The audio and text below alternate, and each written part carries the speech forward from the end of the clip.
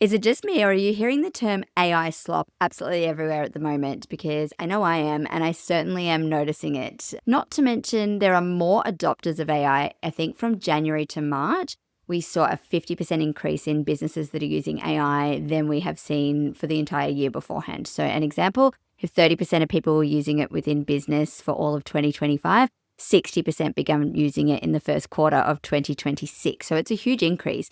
And I think what has happened is that a lot of people are like, oh my God, I kind of hate doing social media and I hate the captions.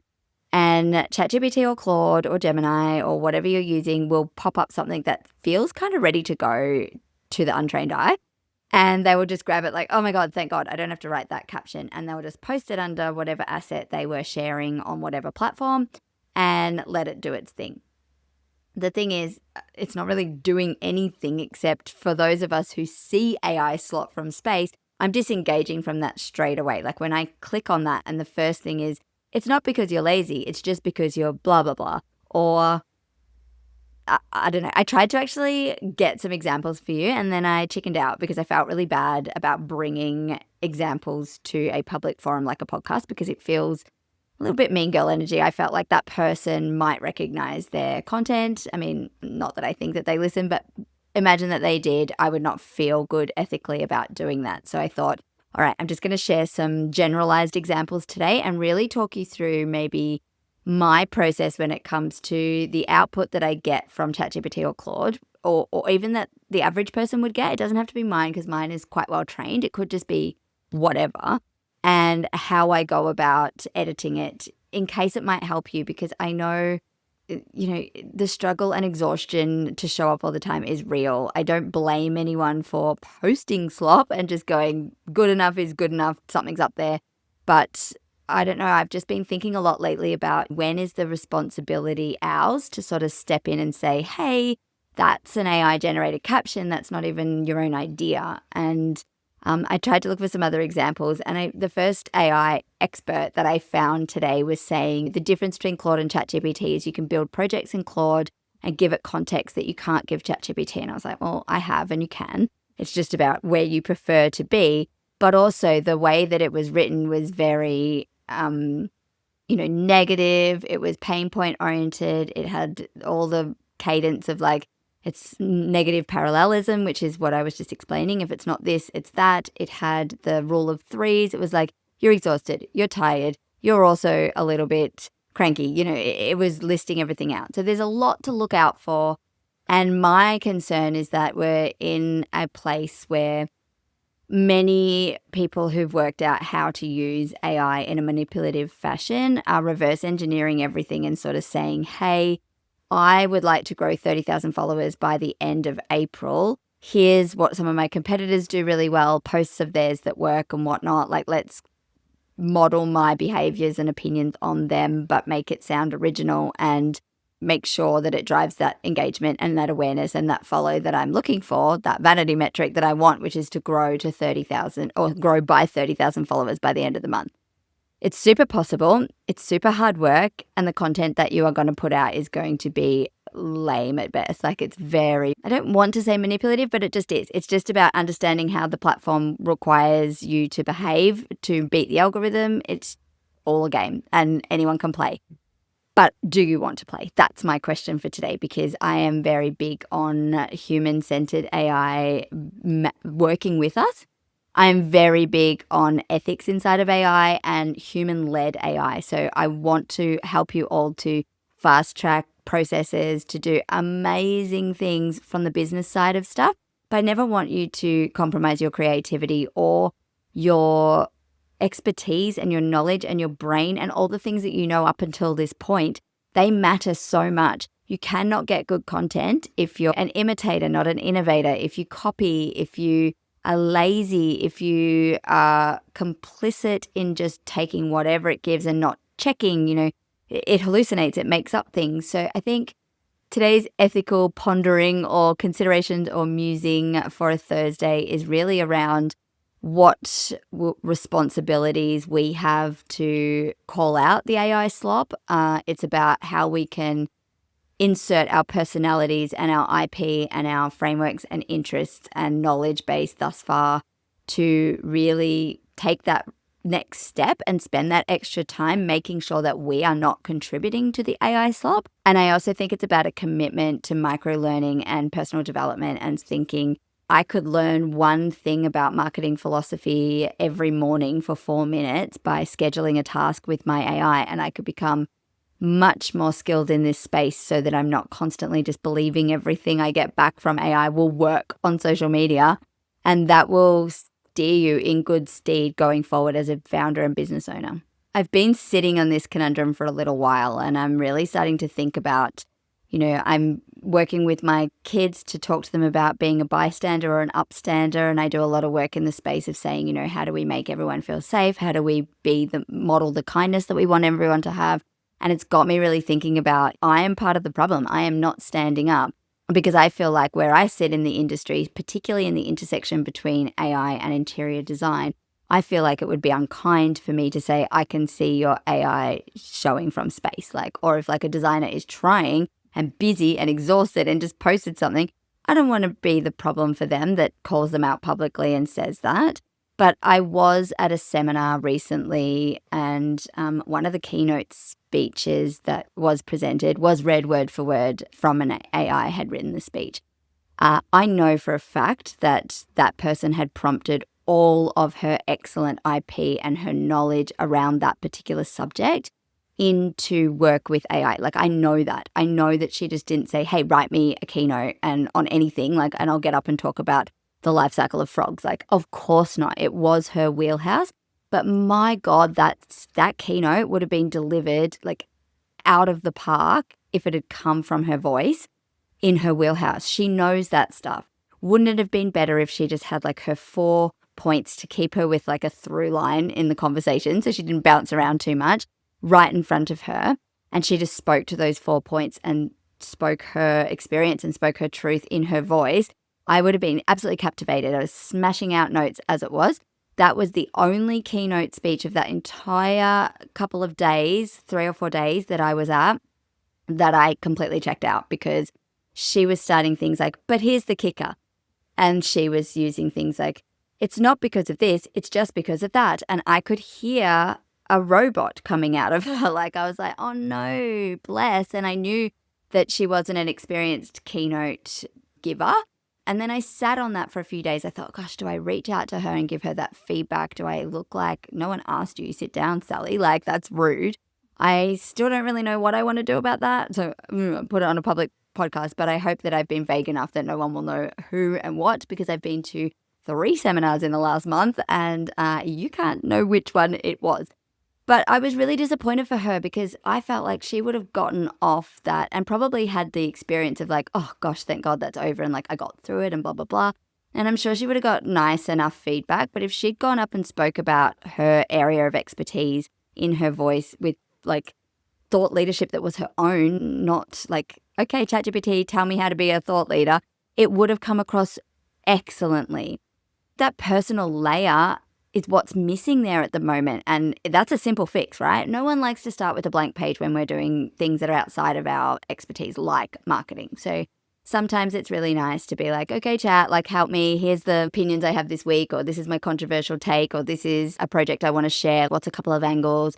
Then take it from there and really start to inject your voice.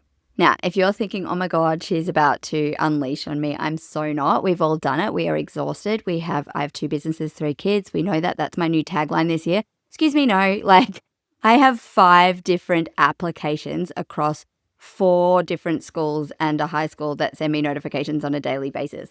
I should not be here. I should be building the app that collates all of that and just gives me the daily briefing, which, I'm sure people are working on right now. But if you want $1 million idea, get at it. I'm not trying to make anyone feel bad about it. I'm not going to roast you. I'm just here because I think that there's a reason it's happening. I think we are all exhausted, and it looks like a really quick win. It looks like, oh my gosh, yes, let's just do that.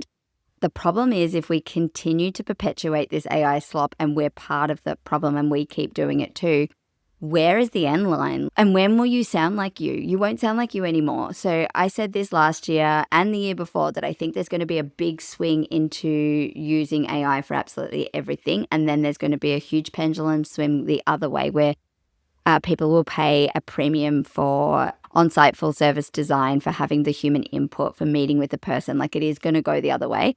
But right now we're in the bottom of the curve that goes up where it's all a little bit scary. I'm going to do a live edit with you today because I get a lot of questions around like, oh, okay, well, what do you do when you get your AI slop straight from the machine? And as I say, I feel like mine already comes out pretty well because it connects to this podcast, and here's my voice, well, the transcript. It connects to 877 emails that I have sent out in the last 5 years specifically.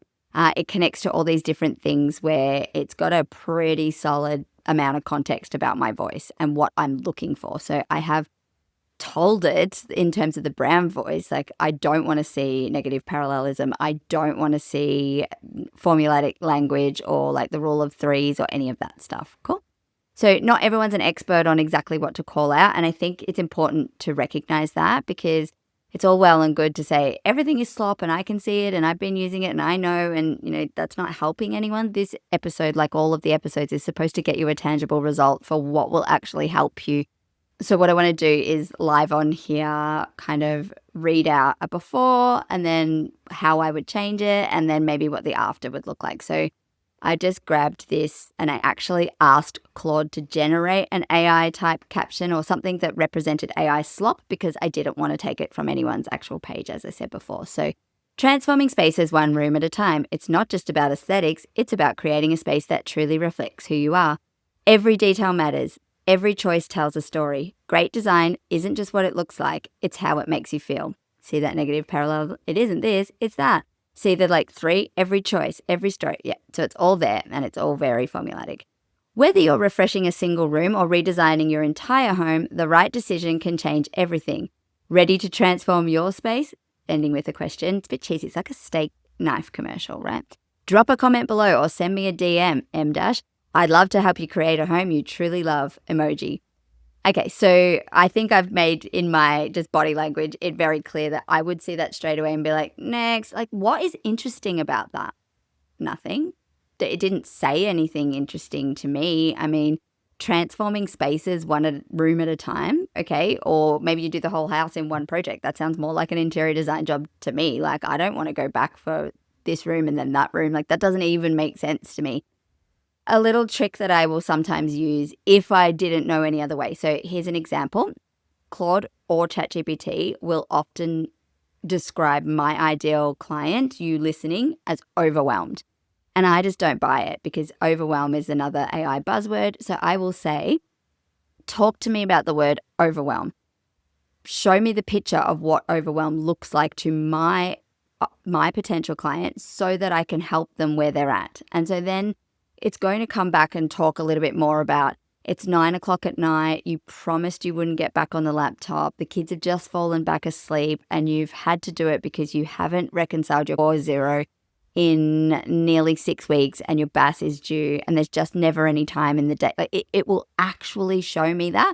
And then I feel like I have more empathy. I'm like, yes, I remember those days, right? I remember that when I didn't have automations in place and I didn't understand how to support myself or hold boundaries. Like, so once I've seen that, I'm like, that's what you mean by overwhelm. So my instruction would then be to start in the middle of that story. And I would be like, another day has passed, the sun's gone down on another day, and I just have not reconciled my financials in my cloud accounting for 6 weeks. The accountant is going to be looking for my BAS statement soon, and so I pop my laptop at 9 p.m. and I know it's naughty and I can't, I would jump into the middle of the story.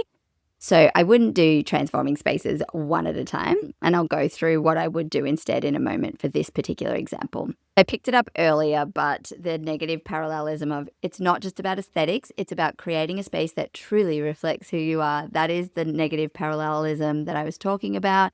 It's the biggest telltale sign of AI use at the moment. There's always one that's like outperforming any other in terms of copywriting techniques, and this is the one I'm noticing the most at the moment.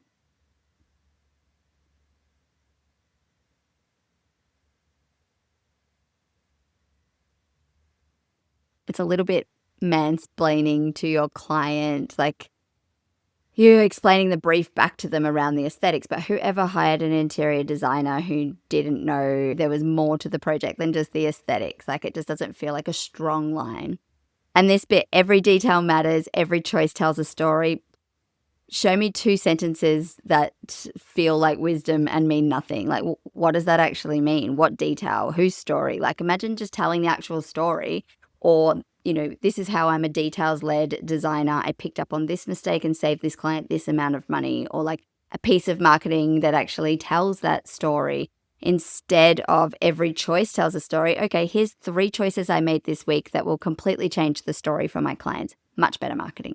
It's just like padding out the caption, and it's like, are you trying to get more keywords in there? Because they're not really very targeted anyway. I'm not really even sure why you would keep those sentences. Great design isn't just what it looks like. It's about how it makes you feel. Okay, Steve Jobs or Richard Branson or whoever actually said that. Like, don't just borrow a quote.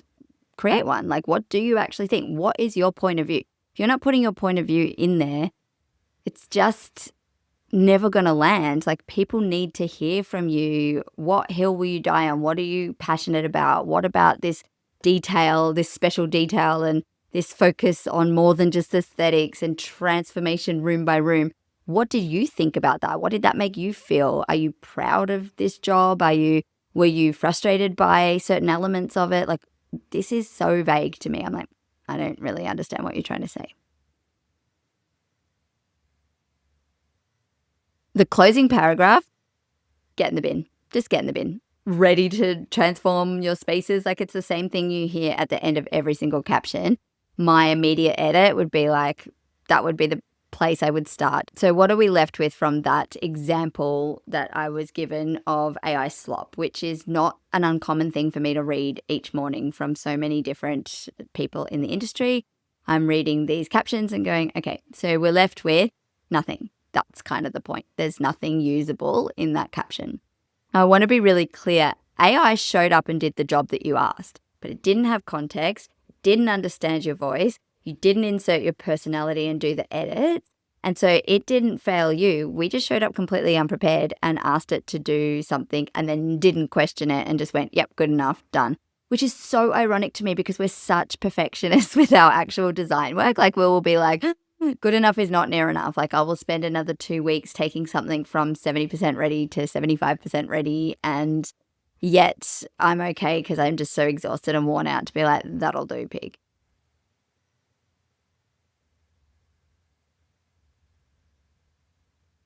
Imagine I have the same image as those examples, or that example that was AI driven, and I'm going to share that asset, but I want to put a little bit of story behind it. I want to talk a little bit about who I am as a designer, and I want to bring people in a little bit. So if I got given that through AI, then I would probably, and I used my content project to ask the same question I asked Claude, and instead using kind of my frameworks in the background to get what better looks like, I guess. So the caption I would have put underneath the image was, the client wanted white, her husband wanted white, the brief said white, and I talked them into the lime wash, and now she sends me a photo of it every single time the afternoon light hits it differently. That's the part of this job that I can't systemize or outsource to AI. It's that knowing when to push, to be a little bit braver, and to bring my clients with me. If you're building a brief right now and you're not sure where the line sits between what your client thinks they want and what they'll actually love, that's worth a conversation. Link in bio. So that is the same project, completely different caption. The difference isn't the AI. It's that, you showed up with story intentions and you showed up knowing what AI slop looks like, and you were like, I don't want vague, I want wildly specific. I will challenge it and say, as I said, what does overwhelm mean? What does that mean? Timeless, elegant kitchens. Fantastic. Nobody is out there putting on their website Jackson Pollock controversial kitchens, or we build controversially ugly kitchens, or we build kitchens so that you'll come back and see us in 2 years. Or I just feel like that timeless elegance, classic, those sorts of terms, save them for your brand voice and show up in that way. I don't think you need to lead with them as your tagline. I think you can be more specific so that someone can land on your website and kind of go, yes, absolutely, that's the kind of design we're looking for.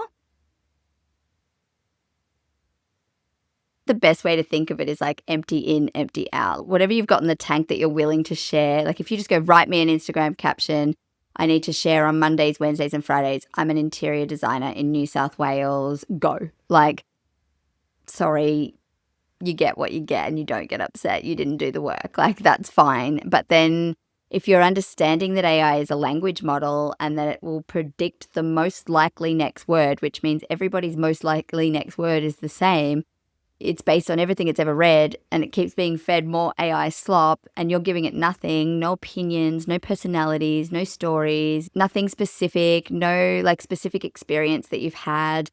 It's just going to give you the average of everything that it's ever read, which is, yeah, pretty much what we're seeing.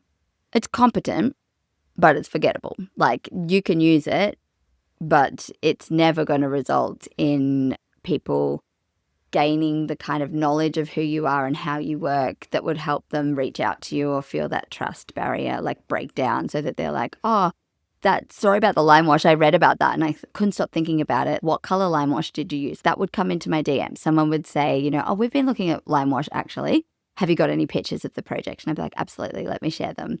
Starting a conversation, building rapport, getting someone to then do a complimentary alignment call and then move into a paid offer.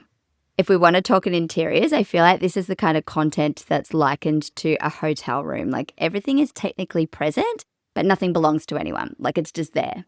I don't think we need to get better at prompting. I don't think you need to quit designing and bunker down and learn AI to that level. Like, I absolutely do help with one-on-one sessions. I can teach you what you need to know to get where you're going fast. It's all customized. So if there's a part of AI that you are desperate to learn so that you can put it into your business, or even just like, I need my productivity, I need to set up my projects so they sound like me, absolutely reach out to me in my DMs on Instagram at _Rhiannon Lee, RHIANNONLEE. And I will come back to you with a quote. It's just the same as private coaching. It's just the topic is AI, and I will absolutely be able to help you get set up properly so that every week you're speaking in the same marketing project and it's just getting better and better and richer as it gets to know you. And it won't be spitting out this nonsense that you're seeing all the time. The AI that you're using is only ever as interesting as what you bring to it. It cannot have an opinion for you, sadly. Like, if you don't think you know what you think and you want AI to tell you what to think about a certain topic, it might be able to give you suggestions, but it can't have that opinion for you.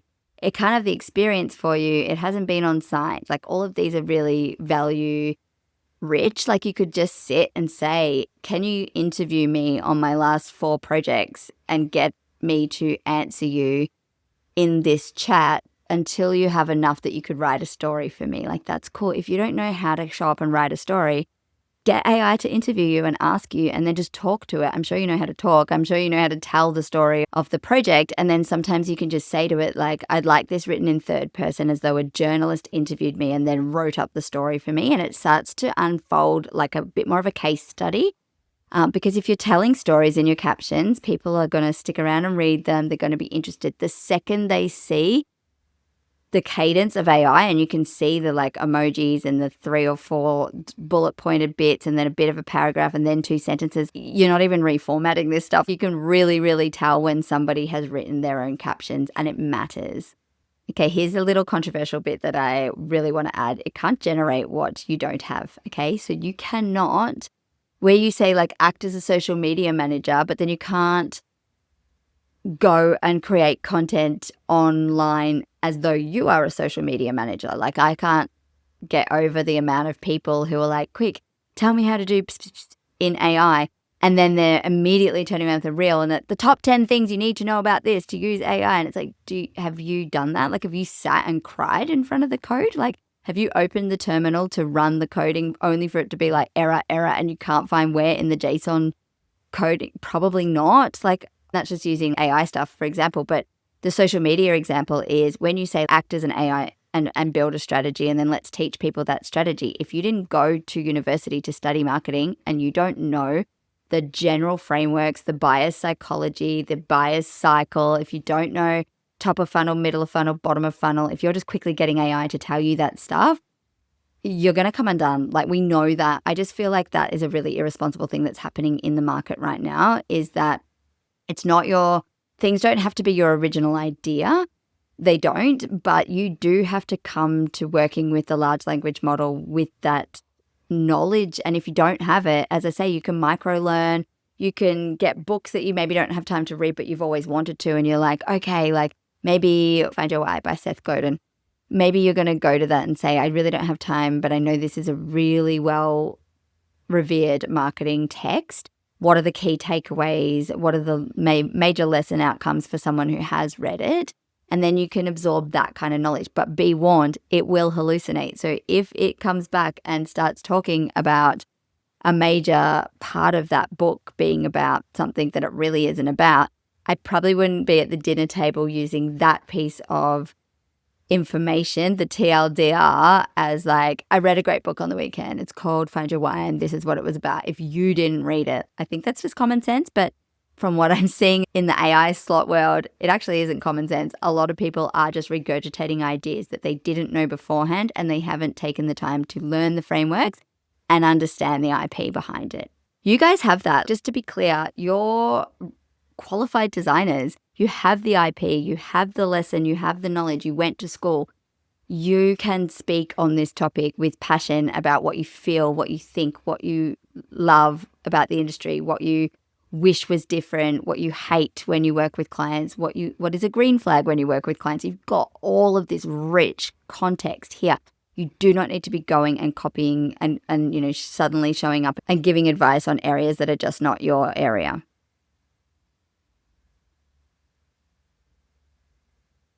Using AI really well is like downstream of knowing things. So if your marketing knowledge is underdeveloped and you ask AI for strategy, you're probably going to get something that sounds like a strategy and it will look structured to the untrained eye and it will be quite confident, but it would have 3 phases and a timeline, and you won't be able to really tell if it's good or not if you don't have that beforehand, right? This is the real problem that we have in that AI slop, is people are not able to articulate or agree or disagree or sign off on that is a yes and that is a no pile if they don't have the lived experience and working behind it. So they just kind of follow it. And that's what's happening at scale. And it's nobody's fault, but small business owners, solopreneurs, we're exhausted. So designers are now asking AI to do the thinking parts in the business that they don't fully understand yet. And the AI will oblige. It might hallucinate or whatever. It'll definitely do it because it doesn't know about your specific situation. The output that you might get could teach you in the wrong direction about the wrong thing. And then you could go down the wrong path, having a strategy that's not a good strategy for you because it's a vague strategy or it's come from somewhere that's not as considered. It's as simple as just pulling 3 ideas that actually apply to your business right now and micro-learn in that area. Like, can you set up something where you're constantly every day getting a little bit more knowledge about that if you feel that's an undercooked or underdeveloped area? You can obviously work with a human coach. Hello, it's me. I'm the problem. It's me. Come and see me. You can troll YouTube and watch seminars and keynotes and TED Talks and pull things out, but there's such a thing as too much information. You have everything you need to market your business like insanely well using AI to take one great piece of content and repurpose it everywhere. But please write the original piece of content. That's where your magic is. That's where your personality comes out. And people are appreciating those that are not writing with AI slop now. There is a tendency to lean towards. I'll be honest, there's also a tendency for a huge percentage of people who just don't even see it yet and are thinking, oh, she's so clever, or oh, wow, I can't believe they can do that. And they're not even realizing that it's an algorithm manipulation yet. I know courses kind of feel a bit dead in the water, which is sad for people who have written them and spent years and really feel like they do bring value. I think that whole industry is changing a lot. And there's some great things about that changing. And there's some great things about the speed of which we can learn, like that micro-learning or that knowledge, or implementing that professional development piece quickly with support from AI tools. I need you to start having those real conversations with AI. You can even get it to do a SWOT analysis with you or on you and finding those areas that you do need to work on. Ask it to teach you things, not just do things for you, or play devil's advocate, look for opportunities. I wrote this podcast, like I mapped out the podcast of what I wanted to talk to, and then I immediately went back and said, hey, can I just double check and look for opportunities to improve this to make sure that the listener outcome is very focused on the listener and they're not just listening to me rant about what I think is happening in the AI slop world. Like, I want to make it useful and give them some indication of, how do I actually edit stuff? And when I see things, how would I do it differently? And it rewrote it for me. And I really value working side by side with the AI like that because it has speed. The speed of which it can execute is far beyond anything I can do. Having it like tidy this, re-input, it's amazing. And I've got it to a place where she and I work together like co-founders. Like, it's really, really great. And if you're aware of a particular thing that you'd like to put in more of your captions, but you don't really understand the philosophy, you can just explain positioning to me like I'm a 5-year-old, or explain positioning to me like I'm a super smart, capable founder, but I haven't studied marketing formally. So I want it really broken down so that I know that I understand the core principles behind it. I'm not just talking about it or doing it without that knowledge base. And again, going back and forth with it. Okay, well, now knowing what you've just described or knowing what I've described about my studio, where do you think my positioning is weak? Is there any places I can improve? So that's kind of strategy stuff in the back end, right? It's a completely different conversation than you would have if you just said, give me a marketing strategy. It's saying like, do a SWOT analysis on me. Where are the opportunities? Where am I strong? Where am I weak? Where are my threats? What do I need? How do I come across in the market? How could I come across better? Talk to it like that. Do not just be like, act as a strategist and give me a marketing strategy. It's just going to give you something that you could plug and play, but I wouldn't expect it to have any targeted results for you.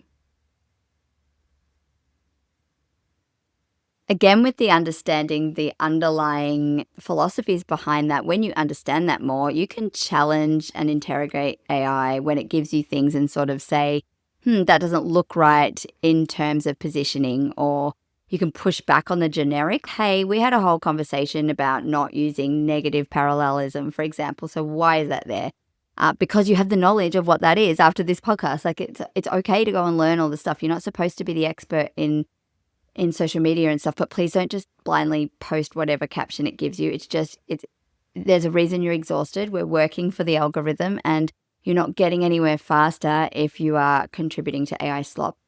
If I'm being fair, there's a lot more in the AI tech teaching guru, like business coaching world than there is in interior design. And that's what I love specifically about niching into the intersection between interior design and AI, is that I can filter all the AI crap for you with all the other people doing all the things and just stay in our lane and look for all the best ways that interior designers can fiercely protect their creativity and ethically introduce AI into their businesses.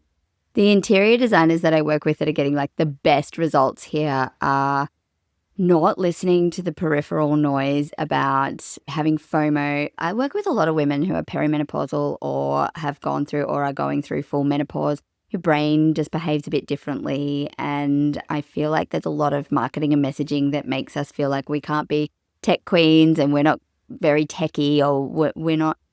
You absolutely can. If you can speak and if you can send an email, I can get your business absolutely integrated with AI in a way that will save you 15 hours. I have worked with people of all ages, all the way up to, I'd say, about early 70s is my top limit this far. But please don't feel excluded. If you're in your 80s, give me a call. That's fine. But no, what I'm trying to say is that they're not necessarily gone all in. The ones that are getting the good results are not listening to the outside noise. They're learning specific user cases for interior designers. So they're looking at the likes of Nano Banana. They're looking at, would I use it in a concept? Would I use it for a proposal? Would I use it to drastically reduce the time of sourcing, which we also teach? Where would I use it? Would I use it to build out operating systems or process libraries, or where is it best used in my business? Because it is not best used going and making selections and doing all of that stuff, but there's heaps of really great ways. So the first thing that they're doing is they're not listening to the peripheral noise and just getting taken by every shining, like, oh, Claude skill. Oh, I could go and do a project. Oh, I could do this. They're just setting it up once with a professional, setting it up right and practicing and actually actively going in and getting better at it themselves. The second thing that I've really noticed about them, the designers who are getting really great results, is that they did not show up empty-handed. Okay, so they have not woken up one day and gone, oh, I'm just going to get a subscription to ChatGPT, and every day I'll just go into it and just be like, give me a strategy for Instagram. Or they're going to go into it and say, it's time to do our newsletter, but not tell it anything about who the audience is or who I write my newsletter for. Or like, I want to be the absolute thought leader on LinkedIn, write the article. Like, it's not good enough to go in empty-handed. So one thing I've really noticed is before they're getting good stuff from AI, they knew their stuff. Like, they're already very, very clear on who they are, who they're for, who they're not for, what they love, what they don't love. Like, they've got these opinions, frameworks, things, and a lot of them have the context recorded. If you have not set up back-end context for AI, it's so fine. You're not behind. I would say more than 80% of the people that I speak with, no, more than 90%, honestly, of designers, when I get in there and I'm like, have we built this out? No, we have not, but we need to do it because it is the number one way that AI is going to improve for you. So you can drop into my DMs on Instagram at @the_Rhiannon Lee and write the word CEO. And you will be sent a link to a page that has a checkbox of everything that you kind of need to, at minimum, tell AI about yourself to get really good results. So you can start building that page out in a Word doc. It doesn't matter where it is. Save it in a Google Drive.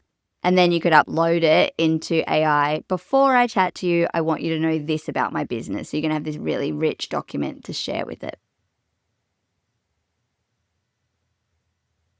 Now, some designers might be listening and they're like, I don't actually have all these like actual experience, like opinions formed on site or things that you haven't got any projects to talk about.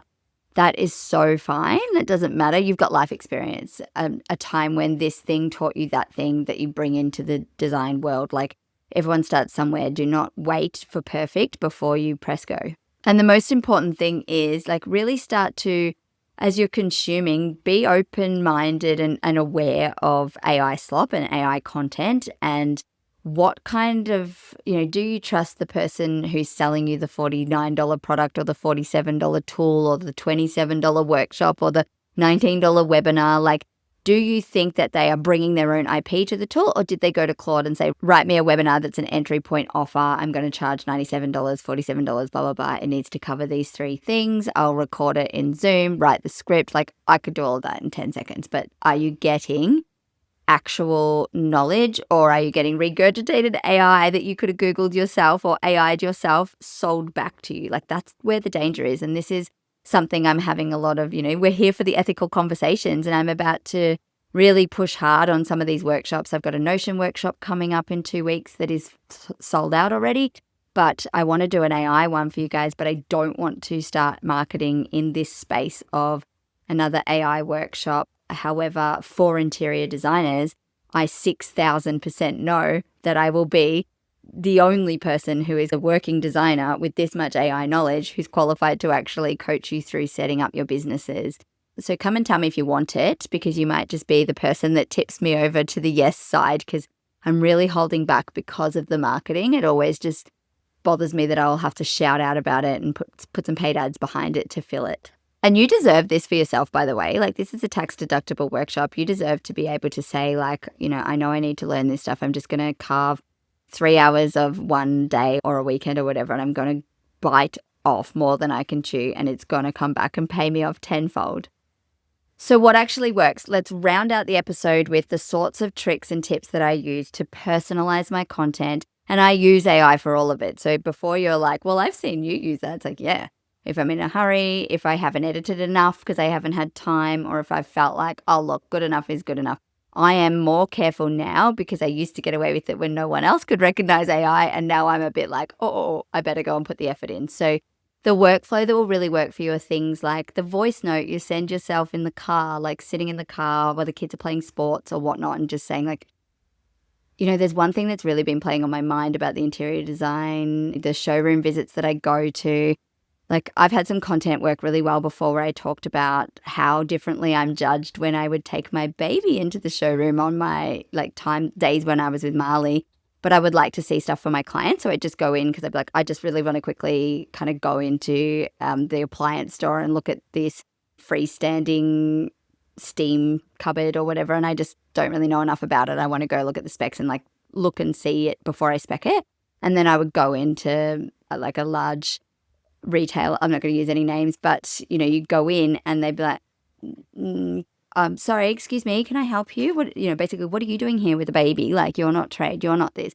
And I would just get treated really poorly. And then I would go back a week later, fully dressed up on a work day, iPad in hand and ready to design and be fawned all over. And it just used to annoy me. But I would write content about that, right? I would voice note when I got back in the car. You will never believe what just happened. Blah, blah, blah, blah, blah, blah.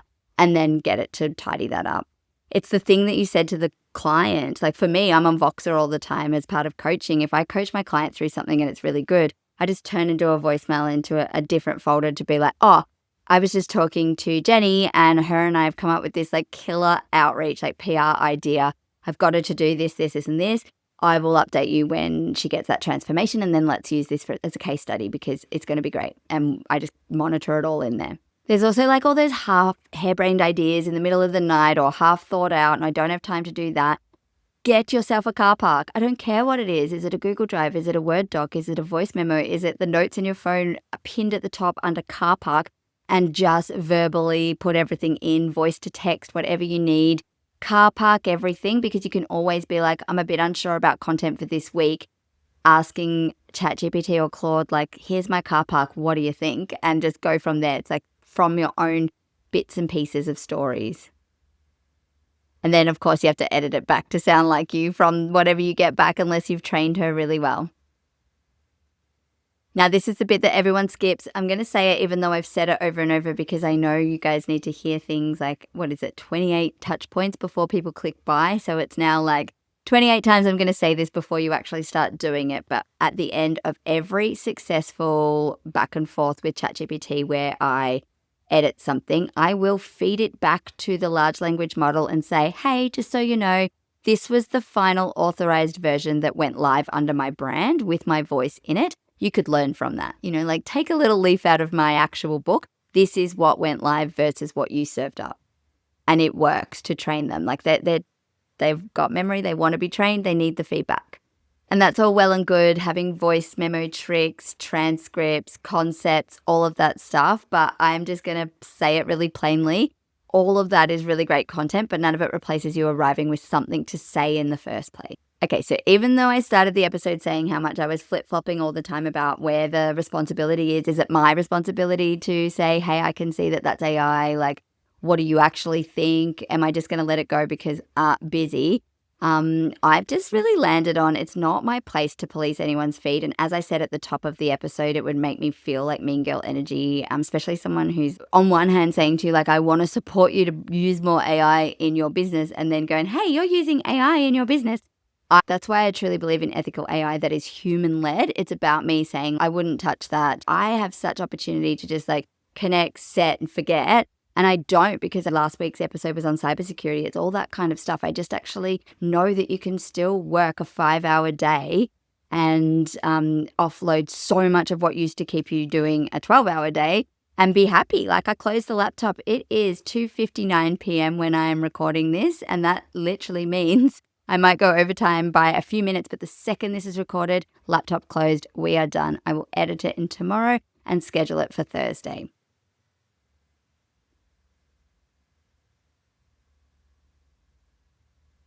I'm not going to pretend the bar hasn't dropped considerably, and I just think the most useful thing we can do for our own content is be better. It's like for this industry, for your audience, if you want people to continue to pay you and not go and use AI for design and stuff, show them why. It's hold standards for your own work and your own integrity. It's all I'm going to be doing. You bring the brain. That's what human-led means. It means we're using AI, but we're absolutely showing up with opinions. We're showing up with the story, the experience, and just let the tool help you back and forth until you're happy. Just before you post, just ask yourself one thing, like, did a real person think this? Before you're reading posts going forwards, I want you to run it through this lens. Did a real person think this? Is there an opinion in here that belongs to someone, or is there just like super flowery language? Is there anything in this caption that could have come from literally anyone, like just absolutely no one? If the answer is no, there probably isn't a human thought behind it, then For you, if you're self-qualifying, don't post it. If you're spotting it elsewhere, move on, scroll on, don't give it engagement. Give it engagement, make your own choices. But yeah, I will be just moving forward and not really giving it any consideration. Like a smaller, slower feed that sounds wildly like you will convert much more quickly when someone lands on there and is like, I see your voice, I see your personality, I see your opinions, I want to work with you. If someone is getting there to like look at your portfolio or check you out on Instagram and you look exactly the same and you sound exactly the same, you're going to get exactly the same, which is a scroll on. They're not like counting your posts or seeing how regular you are or frequent they're deciding whether they trust you and they're going to pay you. I'm going to end it there. I've taken up a lot of your time this week and I thank you for that time. If you want to explore AI, too many of the creatives that I eventually get to work with are sitting on their hands in this space. I am having daily, like literally daily conversations with, I know I need it. I can't make space or time in my business to get around to it. Like it's a busy time. I've got multiple projects in the pipeline. I just cannot fathom bringing AI in. And to that, I'm like, cool. If it were me, and it has been me 3 or 4 years ago, I would absolutely carve out a half day, a full day, a couple of days if needed, if it was going to save me hours and hours upon hours per week. And I already know that. I just think I don't have enough time in the first place. That would be my priority. I would prioritize that time. And if that is you and you're prioritizing that time, just come and see me. Ask me what I can do to help you because I'm super flexible. So I don't just have set times that I do things. I work with busy people all of the time. So we try to work something even in the future, getting that in the books and committed and going, I am actually not going in on site or I'm not going into the studio for 2 days in April. I am going to completely contextually set up AI so it works for us. The way you will feel in May, I can't even, there aren't words. There aren't words.